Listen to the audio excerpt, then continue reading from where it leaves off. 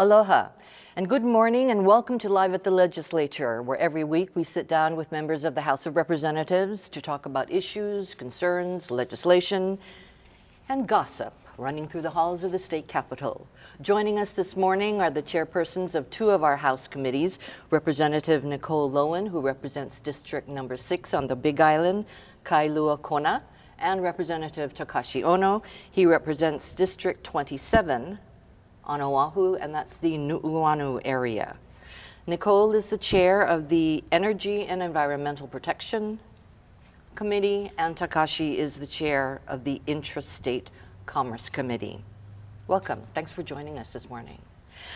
This year, the legislature is trying something a little bit new in its budgeting process. I say new in air quotes because actually it's been a process that has been on the books for quite a while. And I think the bottom line is that we're trying to take a look at the budget and make the agencies and the departments more accountable and transparent on how they are spending their money and where the money is being spent. So Representative Ono, you've been doing this for a while now. Can you expand on what it is we're doing right now? Yes, well said. The legislature has a number of committees, and each committee has a subject matter. For example, my committee is the Intrastate Commerce Committee, and we look at things like professional licensing, insurance, cable TV, financial institutions. This year, the program IDs that comprise our state budget were assigned to each respective committee. So in that case, those jurisdictions that went, again, for financial institutions, cable TV, professional licensing, they came to my committee, and I had the chance to oversee those exact program IDs, which means I can take a look at their revenues, their expenditures, their cash balances. Each committee has had that same process. So it sounds like there are a lot more eyes on the budget now, especially from the subject matter committee chairs like yours in environmental protection. How has the process impacted or affected how you're doing business this year? It's taken on a lot more responsibility, I think, to have the chairs take on really diving into the budget of each of the program IDs under their jurisdiction. And even as a member of the Finance Committee for 6 years, you learn a lot, but the responsibility is not on your shoulders in the same way. So that has really encouraged the heads of the departments and divisions that are under those committees' jurisdictions to come and talk to the legislators and not just go straight to the finance chair. And it really expands, I think, the big picture that we're looking at. So it's not just about individual bills, but how they fit into the big picture of all the functions of these executive departments. And is there has anything popped up that was sort of out of the ordinary or eye-opening or anything like that? For my committee, one section that we're looking at a little bit closer this year is, for example, the State Energy Office.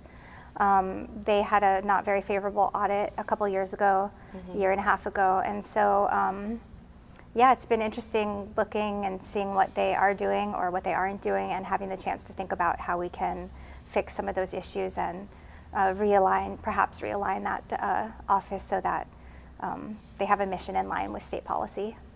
Well, Representative Ono, your particular DCCA, which is where the bulk of where you oversee, a lot of it is self-funding, though. They've got a lot of fees, right? So it's not really well, it is taxpayer money, but it isn't like general funds or anything that department uses or gets. That's right. The Department of Commerce and Consumer Affairs, or DCCA, is funded by user fees. Its licensees pay a fee. Oftentimes it's a franchise fee or perhaps a renewal license fee, and that money is collected and then used to regulate the respective industries. What I think happens is when we take a look at these numbers, we find that, in my belief, they've been overcharging their licensees.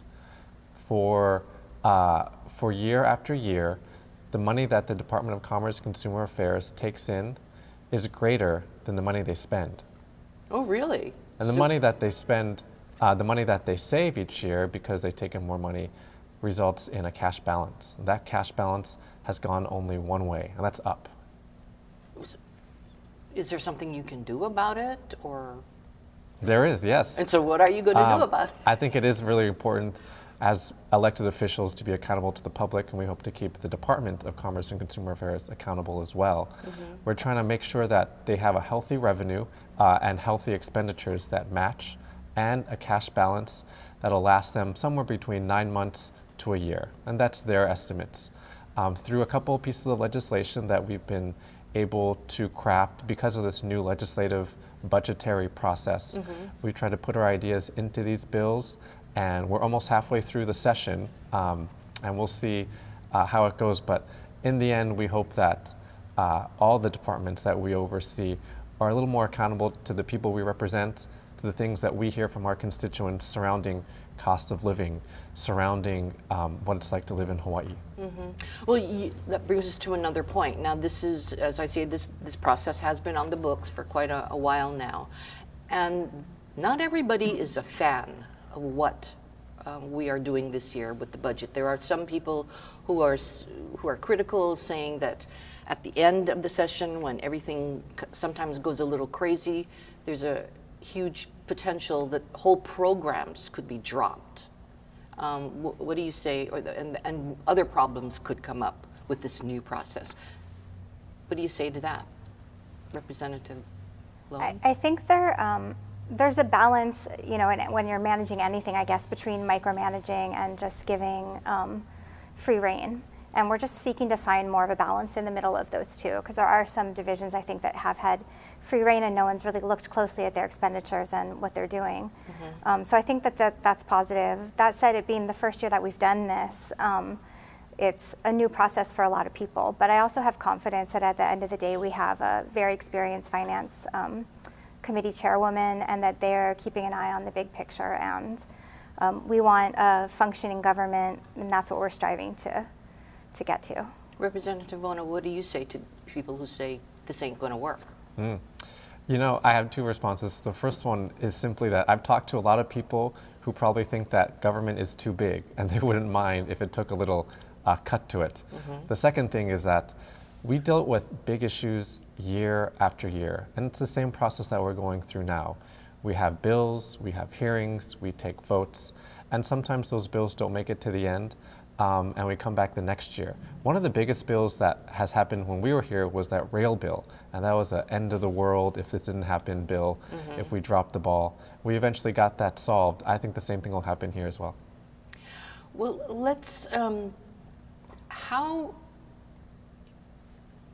in the area of energy and environmental protection specifically, what legislation are you looking at this year?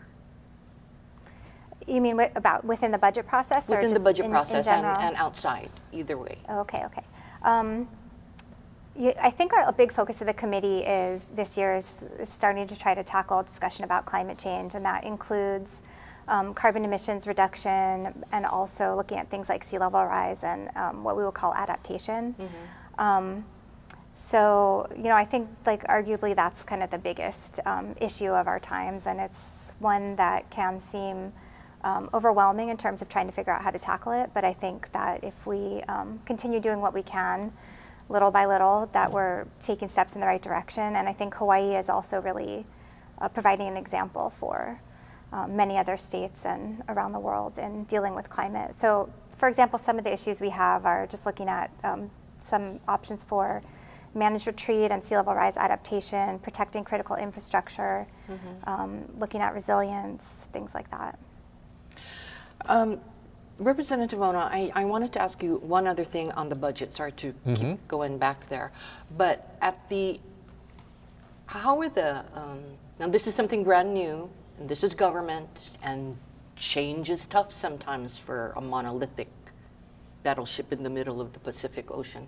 How has been the reaction from the departments and the people who you've been working with? Oh, they certainly are very cooperative. Obviously, their budgets are very important to them, but it's a learning process. And I would be lying if I said it wasn't a learning process for both people, both sides, the department and us. When there's more transparency, when there's more questions, when there are more eyes on the budget, I think it benefits everyone. Again, we still have a long way in the legislative process, and I think that more and more people will start to catch on, and as we go through these next couple of weeks and months, people will start to weigh in, the public especially, the stakeholders who are, in my case, licensed by the DCCA. And I think taking all that, we'll make a decision in the end. I think it'll result in something better for the people of Hawaii and better for those licensees.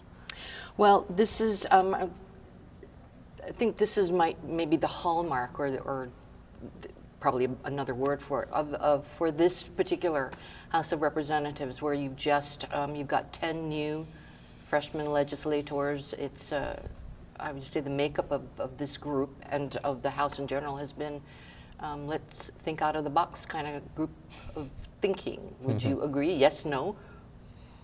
Yes. Yes. Yeah, every year is an adventure. I'm giving a plug for the House is basically what I'm doing here. No, I think allowing chairs to tackle this and really not micromanaging how we're doing it has been, excuse me, a big change and a positive change. Absolutely.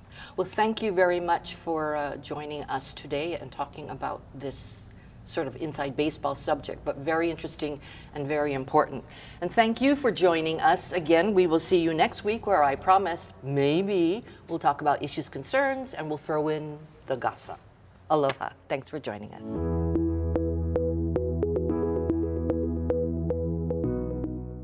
Do you know your legislators? Visit capital.hawaii.gov and enter your street name to find detailed information about your representatives and senators. From your district number to the committees and current bills your legislators have introduced, this is an easy way to stay up to date with what is happening in your community. If you're looking for detailed information concerning Hawaii State Senate and House hearings, please visit olelo.org/gov-archives.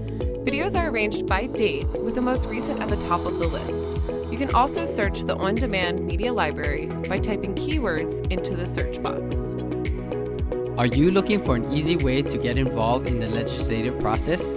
Stop by the Public Access Room located in room 401 at the Hawaii State Capitol. The Public Access Room provides citizens of Hawaii's facilities, services, and equipment to enhance their ability to participate in the legislative process.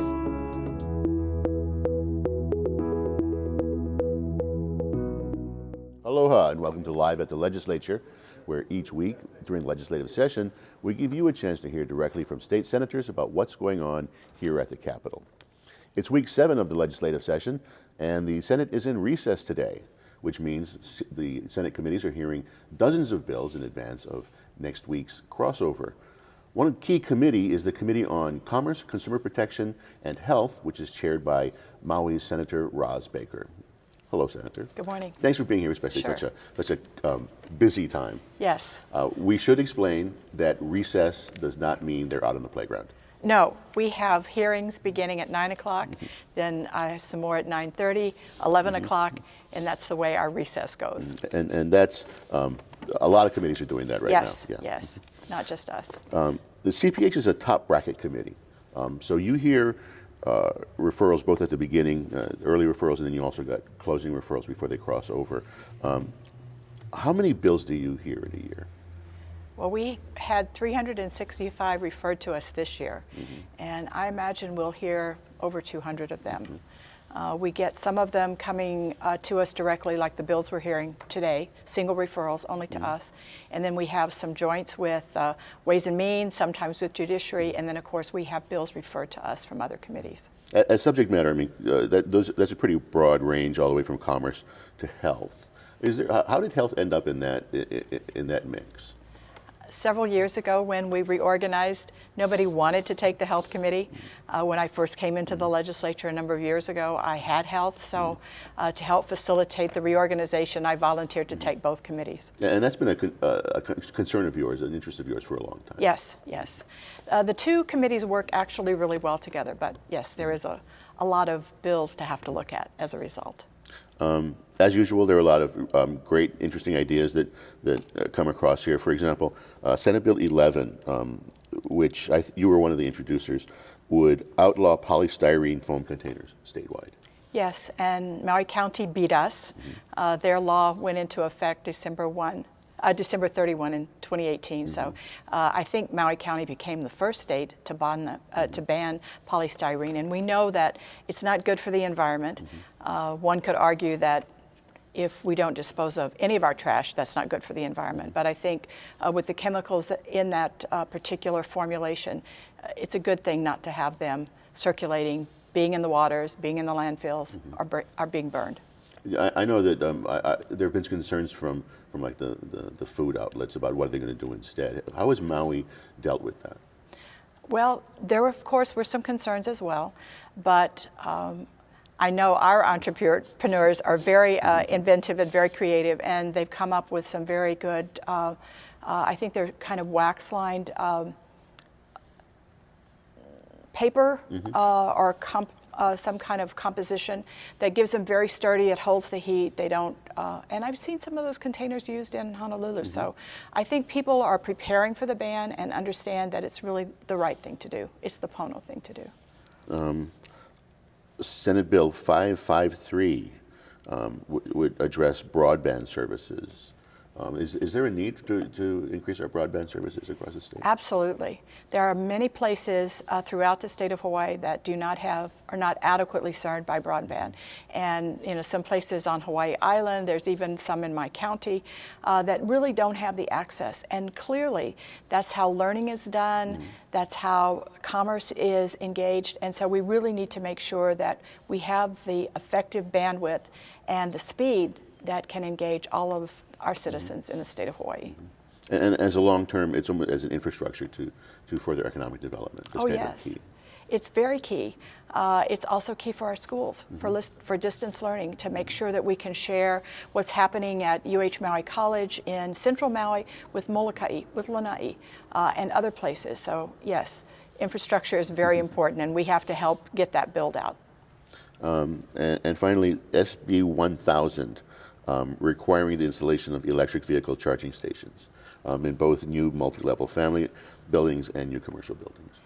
I think if we don't have that particular kind of infrastructure, we're never going to get to our renewable energy goals. We're never going to be able to get off of fossil fuels. And when I purchased a car a couple of years ago, I really wanted an electric car, but my condominium, even though it would fall under this now, didn't have any charging stations.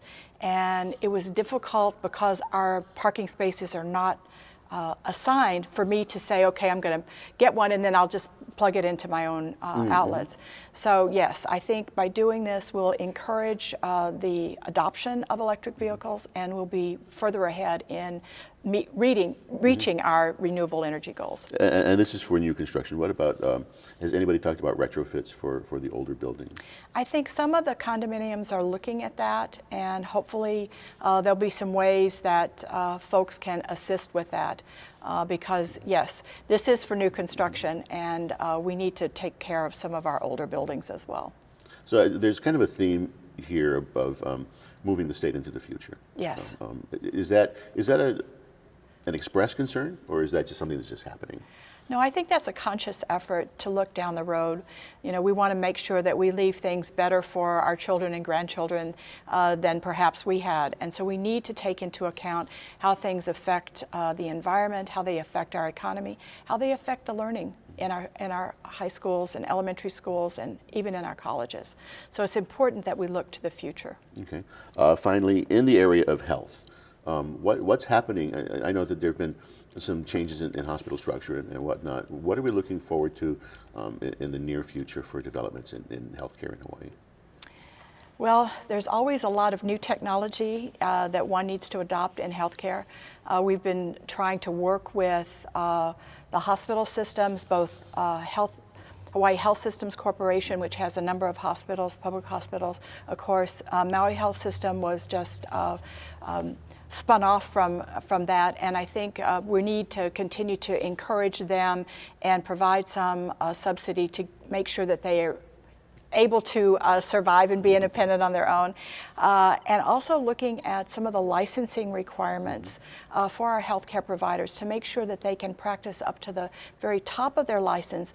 And we've empowered APRNs. We're looking at how we might be able to do something similar with physician's assistants. We know we have a healthcare shortage of professional shortage here in our state, and so we want to make sure that we can help young people go into that profession, and we can help them once they graduate to be able to really practice to the best of their ability. Great. Well, thank you for taking time out of your very busy day to join us. Thank you for joining us here, and we'll see you next time live at the Legislature.